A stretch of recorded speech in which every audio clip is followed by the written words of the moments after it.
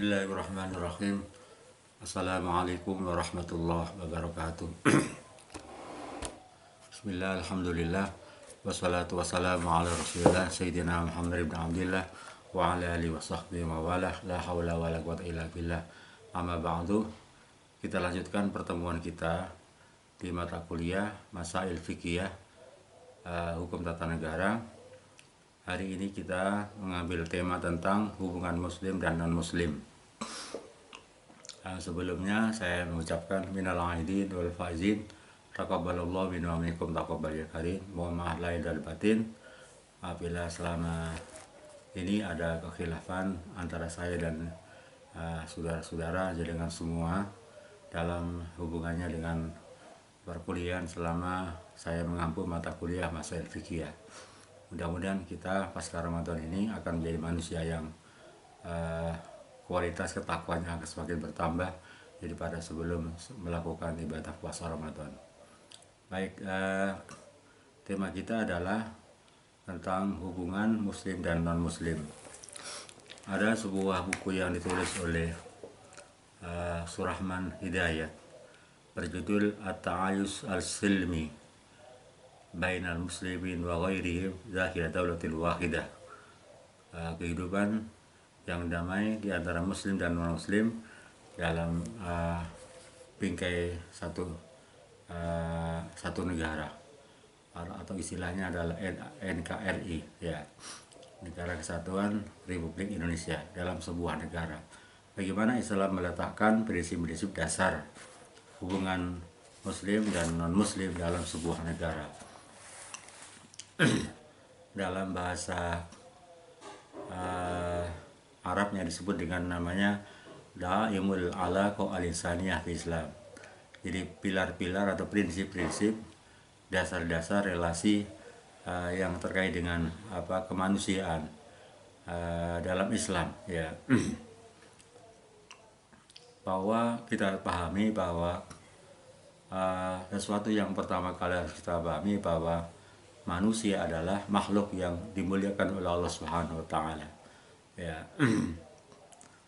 Di mana Allah taala telah meletakkan, melebihkan, ya, manusia di atas makhluk yang lainnya, ya.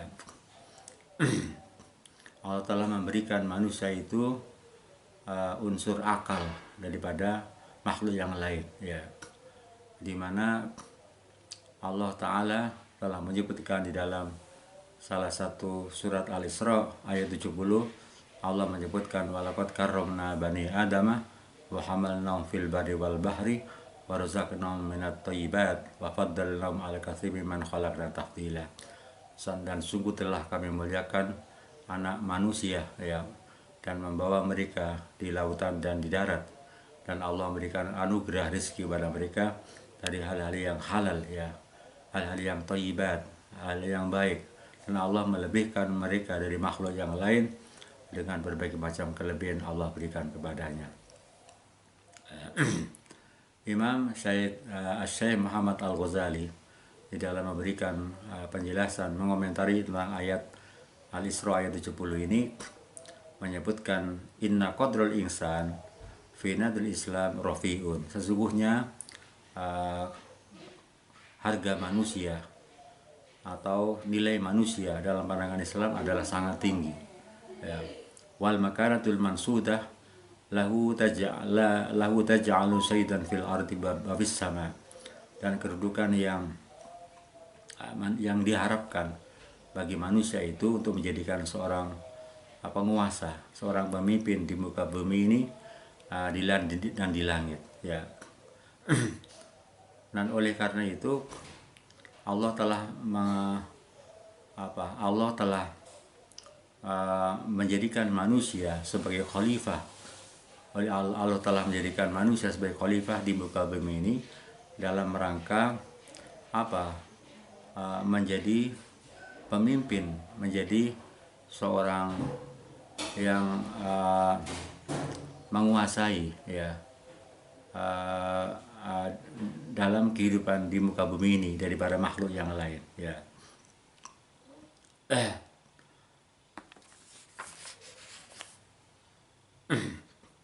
dalam rangka untuk memuliakan manusia, ya, Islam telah menegakkan berbagai macam pilar yang begitu kokoh dalam rangka membangun nilai-nilai kemanusiaan, ya, baik hubungan manusia itu bersifat individu atau di antara berbagai macam komunitas makhluk yang lain, ya.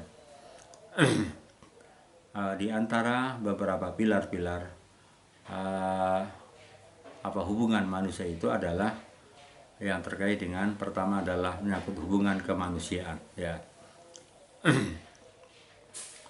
Ketika Allah Ta'ala menciptakan manusia sebagai makhluk yang dia ada di alam semesta ini dengan melebihkan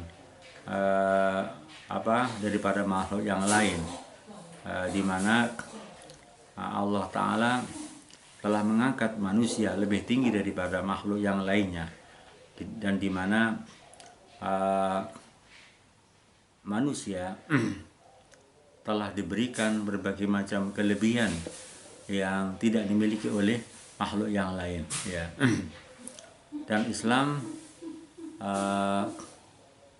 telah memberikan berbagai macam kedudukan yang memang tampil beda dengan makhluk yang lain, ya. Wa inna wujudal walamma kana khaliqul kaun fi tafdil qad tafdulu bi takrimil insan ala nahwir ra'i wa jama'ahum fi usratin wahidatin tajma'ahum al-quwwah, ya. Kana lizaman al-nasi ayatabadalu al-ikram fima bainahum. Ketika Allah telah menciptakan, ya, alam semesta, ya, bagi manusia dengan memberikan kelebihan yang Allah berikan kepada manusia daripada makhluk yang lain, ya. Dan Allah Ta'ala telah mengikat mereka dalam satu keluarga, di mana mereka dibekali dengan nilai-nilai al-ukhuwah al-insaniyah, jadi persaudaraan yang bersifat yang terkait dengan nilai-nilai kemanusiaan, di mana manusia di dalam membangun hubungan dengan yang lain, baik yang menyangkut hubungan antara intern umat beragama atau antar umat beragama atau antar di luar umat beragama, di mana Islam telah memberikan hak kepada manusia, ya, untuk meletakkan, ya, sebagai bagian daripada makhluk sosial, ya, dengan tanpa memandang kepada jenisnya, warnanya, agamanya atau asal usulnya, ya. Tetapi manusia telah diberikan beberapa kelebihan daripada makhluk yang lain. Nah, dan oleh karena itu dalam rangka membangun relasi, ya, antara yang satu dengan yang lain, antara manusia dengan manusia yang lain, ada antara seorang dengan tetangganya, Islam telah meletakkan prinsip bagaimana hubungan antara seorang dengan orang yang lain, antara satu tetangga dengan tetangga yang lain, ya, untuk membangun silatul qarabah waddin, ya, membangun hubungan kekeluargaan dan membangun relasi antara sesama umat beragama. Ketika seorang muslim itu dia sebagai seorang muslim dan punya tetangga yang muslim, maka dia punya dua hak sebagai tetangga dan hak sebagai saudara sama umat Islam. Ketika seorang itu mempunyai tetangga yang non muslim, maka dia punya hak satu, yaitu hak sebagai tetangga, ya. Ini adalah prinsip-prinsip yang diajarkan oleh Islam, di mana manusia selalu harus membangun relasi hubungan di antara baik dia sebagai seorang muslim atau dia dengan orang non di luar umat Islam, untuk membangun hubungan-hubungan kemanusiaan. Dalam sebuah hadis, ya, dalam sebuah hadis disebutkan bahwa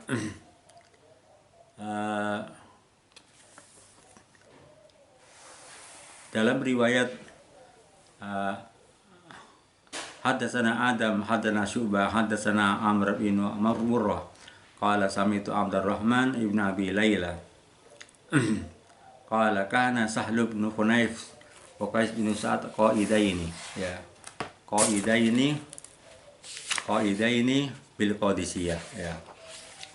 Famarru alaihima bi janazatin faqama faqilahuma innama min ahli al-ard ay min ahli dhimmati faqala inna nabiyya sallallahu alaihi wasallam marad bi janazatun faqama faqilahu inna janazat yahudin faqala alaysat nafsan. Hadis ini adalah hadis yang memberikan tentang membangun hubungan kemanusiaan di antara muslim dengan non muslim. Adam telah menceritakan, Adam telah menyampaikan kepada kami, Syu'bah telah menyampaikan kepada kami, Amr bin Murrah telah menyampaikan kepada kami. Dia berkata, aku mendengar Abdurrahman bin Abi Layla berkata, Sahal bin Hunayf dan Qais bin Sa'ad sedang duduk di Qadisiyah. Lewatlah satu jenazah. Ya. Famarru alaihima bi janazatin. Lewatlah salah satu jenazah. Faqama, lantas keduanya berdiri. Faqila lahuma, dikatakan kepada keduanya, innaha min ahlil ardi. Sesungguhnya itu adalah jenazah dari penduduk asli, ya. Ay min ahli dhimmati, yaitu dari kalangan ahlu dhimmah, artinya non muslim, ya. Faqala, keduanya berkata, inna nabiyya sallallahu alaihi wasallam marad bi janazatun faqama. Keduanya berkata, sungguhnya Nabi SAW di hadapannya lewat satu jenazah. Lantas beliau berdiri, ya. Kemudian dikatakan kepada beliau, itu kan jenazah orang Yahudi, ya. Faqilau inna janazatu Yahudiyin. Kemudian beliau berkata, bukankah dia manusia? Alaysat nafsan. Nah, kemudian beliau berkata, bukankah dia juga manusia?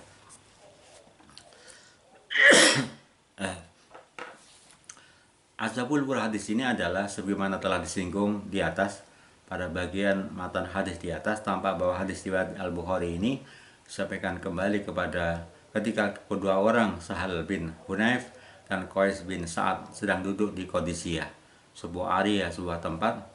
Lewatlah satu jenazah, lantas keduanya berdiri, ya. Dikatakan kepada keduanya, ya, kenapa kok dia berdiri? Sesungguhnya itu jenazah dari penduduk asli, ya, yaitu dari kalangan ahlul dhimmah. Keduanya berkata, sesungguhnya Nabi sallallahu alaihi wasallam di hadapannya lewat satu jenazah dari kalangan Yahudi, lantas mengambil posisi berdiri. Penjelasan hadis di atas, ya, bahwa pemberitahuan sahabat kepada Nabi bahwa jenazah itu adalah orang Yahudi bisa dimaklumi, ya, mengingat ketika itu sebagian orang Yahudi memusuhi dakwah Nabi sallallahu alaihi wasallam, di mana Rasulullah ketika di Makkah, ya, kemudian di Madinah, bahwa orang-orang Yahudi yang selalu memusuhi kepada Rasulullah SAW. Bahkan di Madinah pun juga gitu. Maka Rasulullah SAW ketika hidup di Madinah berdampingan dengan beberapa kabilah Yahudi, kabilah Bani Qainuqa dan Bani Nadir, ya, maka melakukan semacam perjanjian. Yang dikenal dengan namanya Piagam Madinah, ya, dalam rangka membangun hubungan relasi bersama antara muslim dan non muslim, ya. Kemudian mungkin para sahabat juga penasaran kenapa alasan Nabi menaruh hormat dan takdim kepada jenazah, apalagi diketahui bahwa jenazah itu adalah bukan muslim, ya.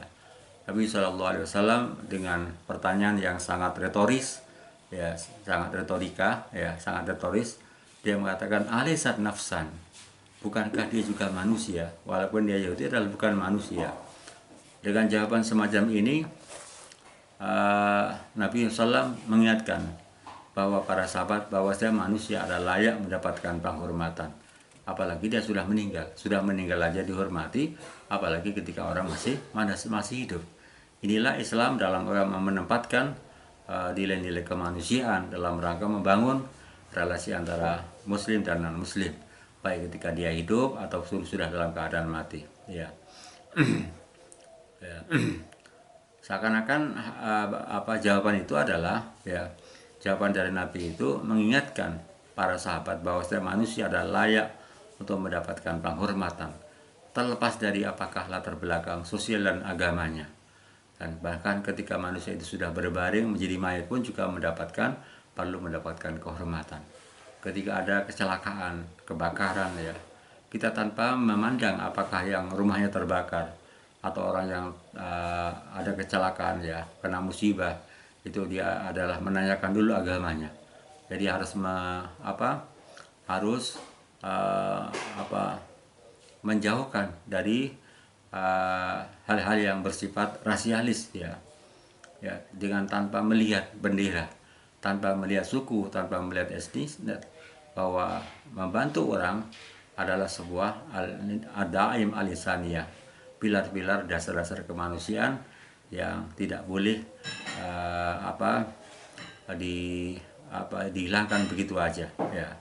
Inilah prinsip-prinsip dasar yang diajarkan oleh Islam agar manusia meletakkan sebuah dasar-dasar nilai kemanusiaan ada di atas segala-galanya. Dalam hadis lain riwayat Ahmad disebutkan bahwa Nabi SAW memerintahkan berdiri ketika ada jenazah Yahudi, Nasrani atau Muslim, bukan berdiri untuk jenazah itu sendiri, tetapi adalah untuk malaikat yang menyertai jenazah tersebut. Artinya apa? Manusia tidak luput dari iring-iringan malaikat, tak hanya ketika hidup tapi juga saat meninggal dunia. Ada yang berpendapat bahwa hadis perintah untuk berdiri itu, menghormati jenazah itu dimansuh, sehingga hadis berdiri itu hanya sekedar boleh atau dianjurkan belaka. Terlepas dari adanya perbedaan dari perspektif fikih ya tentang kesunahan berdiri terhadap jenazah, petikan hadis pertama di atas menyiratkan pesan yang substantif ya, pesan yang substansial bahwa Nabi SAW sangat menghormati manusia. Hal itu selaras dengan pernyataan Al-Quran dalam surat Al-Isra ayat 70, walaqad karramna bani Adamah ya, dan sungguh aku telah memuliakan anak turun manusia ya, walaqad karramna bani Adamah wa hamalnahum ya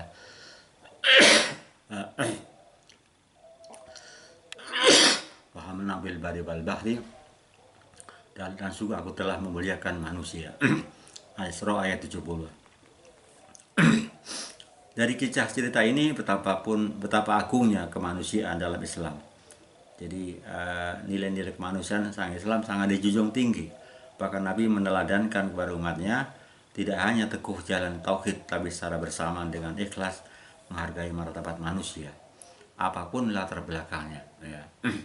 Jadi menghargai manusia itu tanpa melihat latar belakang, ras, etnis, suku, ya, agama, ataupun yang lain. Ya. Jadi Islam, Rasulullah telah memberikan keteladanan kepada umatnya agar tidak hanya teguh dari segi jalan tauhid, tapi juga secara bersamaan juga ikhlas dan menghargai pada martabat manusia, ya, apapun latar belakangnya. Bukankah Islam mengajarkan bahwa manusia adalah setara ya, bahwa semua manusia adalah setara, yang membedakan hanyalah ketakwanya. Dalam hal ini Allah Subhanahu wa taala di dalam surat Al-Hujurat ayat 13 ya, Allah menyebutkan ya ayyuhan nasu inna khalaqnakum min dzakarin wa untha wa ja'alnakum syu'uban wa qabaila lita'arafu inna akramakum indallahi atqakum. Sungguh Allah, wahai manusia, sungguhnya kami telah menciptakan kalian semuanya berasal dari unsur laki-laki dan perempuan, dan menjadikan kalian semuanya bersuku-suku dan berbangsa-bangsa agar untuk saling ta'aruf, saling mengenal dalam hal yang lebih jauh ya. Dan sungguhnya orang yang paling mulia di antara kalian semuanya menurut Allah adalah orang yang paling takwa di antara kamu semua ya. Dan sungguhnya Allah Maha mengetahui lagi Maha mengenal ya. Ketakwaan menurut siapa? Ayat di atas memberikan jawaban secara gamblang ya, indallah. Jadi ketakwaan yang paling mulia adalah menurut parameternya adalah indallah, menurut penilaian Allah Ta'ala, bukan menurut manusia yang syarat dengan kepentingan dan syarat dengan keliruan dan kepentingan masing-masing daripada individu itu. Ini adalah pertama adalah hubungan kemanusiaan ya. Yang kedua adalah hubungan kewargaan ya. Hubungan kewargaan. Ada sebuah hadis ya, redaksi hadis yang bersumber dari Sulaiman ibnu Dawud al-Mahri, akhbarana ibnu Wahb bin haddatsani Abu Sahr al-Madini an Sufyan bin Sulaim akhbarahu an iddatin min abna'i ashabi Rasulullah sallallahu alaihi wasallam an abahim dinyatan an Rasulillah qala ala man dalamaka wahidan aw intaqasahu aw kallafahu faqataqdi aw akhada min syai'an bi ghairi tibi nafsin fa ana khajizu yaumal qiyamah. Sulaiman bin Dawud al-Mahri ya telah menyampaikan kepada kami, ia berkata, Ibnu Wahbin telah mengabarkan kepada kami Abu Sahr al-Madini, Abu Sahr al-Madini bahwa telah menyampaikan kepadaku bahwa Sufyan bin Sulaiman telah mengabarkan kepadanya dari beberapa orang putra dari sahabat Rasulullah sallallahu alaihi wasallam, dari ayah-ayah mereka, satu perjanjian dari Rasulullah SAW. Beliau bersabda, ketahuilah ala man dalamaka ya, ketahuilah bahwa siapapun yang menganiaya man dalama muwahidan, ketahuilah barang siapa yang menganiaya, mengurangi hak atau memberikan beban kepada orang yang kafir muahad. Jadi kafir muahad adalah orang non muslim yang sudah tunduk kepada aturan-aturan negara ya. Au intaqasahu ya, au intaqasahu atau mengurangi haknya ya. Au kallafahu atau memberikan beban yang tidak mampu dipikulnya ya. Au akhadha minhu syai'an bi ghairi tibi nafsin, atau mengurangi hak ya, atau mengambil sesuatu dari seorang non kafir muahad ya dengan caranya tidak baik, maka fa'ana khajijuhu, maka akulah yang akan menjadi musuhnya yaumal qiyamati, kelak di yaumul qiyamah. Ya. Jadi hadis di atas adalah hadis yang mengajarkan kepada kita bersama untuk wajib berlaku adil dalam setiap keadaan, dengan tanpa melihat adanya ras ya, tidak tanpa melihat adanya etnis, tidak melihat kepada status ya, tidak melihat kepada latar belakang apapun, bahwa orang dianjurkan untuk bersikap adil ya dalam keadaan apapun ya. Allah Subhanahu wa taala telah berfirman dan memerintahkan kepada kita untuk berbuat adil sebagaimana disebutkan dalam surat Al-Mumtahanah. Allah Subhanahu wa taala menyebutkan la yanhakumullahu 'anil ladzina lam yuqatilukum fid-din wa lam yukhrijukum min diyarihim an tabarruhum wa tuqsitu ilaihim innallaha yuhibbul muqsitin. Allah tidak melarang kamu untuk berbuat baik ya, dan berlaku adil terhadap orang-orang yang tidak memerangimu karena agama ya, dan tidak pula mengusir kamu dari negerimu. Sesungguhnya Allah Subhanahu wa taala menyukai orang-orang yang berlaku adil.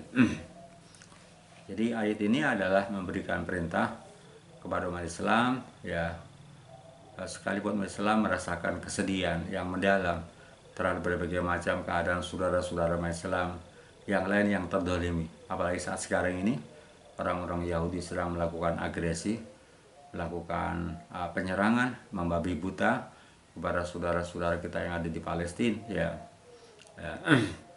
Jadi yang terdolimi dan merasakan juga kita merasakan kemarahan ya yang amat dalam terhadap sikap orang-orang Yahudi, orang-orang kafir yang memerangi umat Islam. Tetapi Allah menuntut umat Islam untuk tidak berlaku adil ya dalam setiap keadaan ya. Kita memang harus bersikap memberikan bantuan ya, memberikan dukungan kepada saudara-saudara kita yang ada di Palestina ya. Karena bagian itu adalah bagian daripada ukuran ya, sejauh manakah kita ini nilai keimanan kita dalam rangka memberikan dukungan kepada saudara-saudara kita yang sedang mengalami musibah agresi daripada orang-orang Yahudi ya. Rasulullah SAW menyebutkan di dalam hadis lain ya, disebutkan la yu'minu ahadukum hatta akuna ahabba ilaihi min walidi wa waladi wan nasi ajmain. Sungguhnya tidak akan sempurna iman salah satu kalian semuanya hatta akuna ahabba ilaihi, sungguhnya aku, kata Rasulullah, lebih cintai baginya daripada orang tuanya, anaknya dan saudaranya. Kemudian di dalam surat Al-Maidah ayat 8 juga Allah SWT memerintahkan ya, dalam Al-Maidah ayat 8 ini Allah SWT menyebutkan a'udzubillahi minasyaitonirrajim, bismillahirrahmanirrahim, ya ayyuhalladzina amanu kunu qawwamina lillahi syuhada bil qist wa la yajrimannakum syana'u qaumin alla ta'dilu i'dilu aqrabu littaqwa wattaqullaha innallaha khabirun bima ta'malun. Wahai orang-orang yang beriman, janganlah sekali-kali kalian kali-kali kebencianmu terhadap sesuatu kaum mendorong kamu untuk tidak bersikap adil, untuk tidak berlaku adil ya. I'dilu, berlaku adillah ya, karena adil itu lebih dekat kepada takwa. I'dilu aqrabu littaqwa wattaqullah, dan bertakwalah kepada Allah Ta'ala, dan sungguhnya Allah Maha mengetahui apa yang kamu kerjakan. Innallaha khabirun bima ta'malun.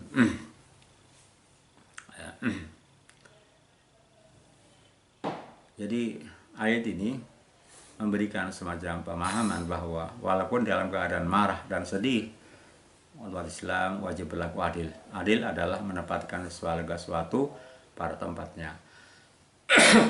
Al-adlu wa syai' fi mahallihi, lawan adil alal zalim wa syai' fi ghairi mahallihi. Dengan menjalankan segala sesuatunya sesuai tuntunan syariat tanpa berlebihan atau meremehkan ya, itu adalah makna adil. Tidak boleh mengganggu non muslim tanpa sebab syar'i ya. Inilah kemuliaan ajaran Islam, yang tidak boleh umatnya menzalimi seorang orang yang non muslim, apalagi jika mereka memang tidak bersalah ya. Kedzaliman adalah kegelapan di hari kiamat. Al-dzulmu dzulumatun yaumal qiyamah. Kedzaliman ya, kejahatan adalah merupakan kegelapan nanti di yaumul kiamat. Dalam sebuah hadis disebutkan bahwa yang matan hadisnya, man qatala muwahadan lam yarih raihatal jannah inna rihaha tujadu min masrodi arba'ina aman ya. Ada siapa yang membunuh seorang yang muahad, orang kafir yang mengadakan perjanjian dengan Islam, mereka mau membayar aturan-aturan, mentaati aturan-aturan dan bayar pajak, maka dia tidak dapat mencium bau surga. Padahal bau surga itu mampu tercium dari jarak perjalanan 40 tahun. Ini adalah begitu luar biasanya Rasulullah menjelaskan tentang bagaimana ajaran Islam untuk memperlakukan orang di luar agamanya. Jadi pada hadis jika hadis utama ya di atas berupa teguran keras pada orang-orang yang menzalimi kafir muahad ya, maka pada hadis ini juga menegaskan ganjaran secara eskatologis ya, di akhir kala terhadap orang-orang yang membuli, melakukan kejahatan ya, melakukan kekerasan kepada orang-orang yang kafir ahli atau kafir Muhammad.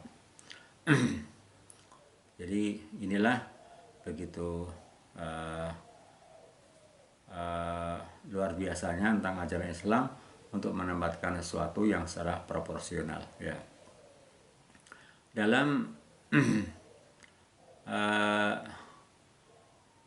dalam sistem ketatanegaraan memang ada konsep yang disebut dengan namanya kafir muahad ya, kafir non muslim, warga non muslim yang memang mereka tunduk kepada aturan-aturan negara dan juga mereka membayar pajak ya, itu dikatakan namanya kafir muahad ya. Kalau dulu ada istilah namanya WNA, negara-negara asing ya, atau WNI. Tetapi sekarang dengan undang-undang yang baru, undang-undang tentang kependudukan nasional, sudah ada istilah di dalam KTP adalah warga negara asing atau warga negara Indonesia. Yang ada adalah hanya warga negara Indonesia. Itu tidak lain adalah dalam rangka menempatkan asas yang sama ya. Ini yang dilakukan oleh negara dalam menempatkan equity of the law, jadi kesamaan di hadapan hukum ya. Berikutnya adalah tentang bagaimana hubungan, kalau tadi adalah hubungan tentang kewarganegaraan, yang pertama adalah hubungan tentang kemanusiaan, hubungan kewarganegaraan, dan yang ketiga adalah hubungan tentang perekonomian. Dalam sebuah hadis, redaksi hadis, hadatsana Mu'alla ibnu Asad, hadatsana Abdul Wahid, hadatsana Al-Amash, qala tadzakarna inda Ibrahim ar-rohna fi salami, faqala hadatsani Al-Aswad an Aisyah radhiyallahu anha anna Nabi sallallahu alaihi wasallam ishtarata aman min Yahudiyin ila jalin wa rohna udin min hadidin. Al-Bukhari berkata, Mu'alla bin Asad telah menyampaikan kepada kami. Ia berkata, Abdul Wahid telah menyampaikan kepada kami. Ia berkata, Al-Amash telah menyampaikan kepada kami. Ia berkata, kami berdiskusi bersama Ibrahim tentang gadai dalam jual beli salam. Jadi jual beli salam itu adalah jual beli dengan pesanan ya. Barangnya belum ada, tapi akarnya sudah terjadi ya. Jual beli salam. Lantas ia berkata, Al-Aswad telah menyampaikan kepada aku dari Aisyah radhiyallahu anha, sungguhnya Nabi SAW telah memberi makanan dari seorang Yahudi dalam tenggang waktu yang tertentu ya.